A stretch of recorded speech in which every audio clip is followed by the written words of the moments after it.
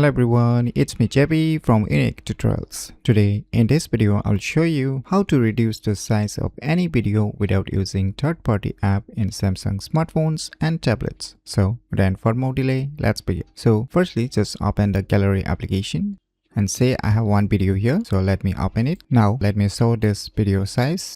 Just click on these details. Now you can see here it's a 257 MB size for this respective video. So in order to reduce the size of this respective video, what you need to do is just click on this pencil-like icon.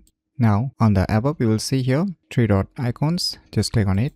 Now you will see here size and format. Just click on it. So now here you can do two methods. So the first method, you can just select the HD quality and you can step it by clicking on the done if you want to reduce the size as well as the resolutions. But if you want to keep the original size, that is the full HD resolution, and still you want to reduce the size even after keeping the resolution, then you can just click on this video codec and you can click on this HEPC, which will save you more space. So let us try this method and now click on done. Now you can either replace the original video file by clicking on save, and if you want to save it as a copy, then just click on these three dot icons and you can see here you can save it as a copy also. So right now let me just replace the original file and we'll check the size whether it is reduced or not. So let me click on save.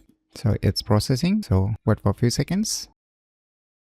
So finally the conversion process has been completed. Now let us check the size of this respective video. So just click on this three dot icons again and click on this details. Now you can see it has reduced the size of the earlier video. So by using these cool tricks, you can easily reduce the size of any video without using third-party app in Samsung smartphones and tablets very easily. So if you never known about these cool tricks, then you should definitely give it a try. So if you find this video tutorial useful, please click on the thumbs like button, and if you're new to our channel, click on the subscribe button. And lastly, thanks for watching.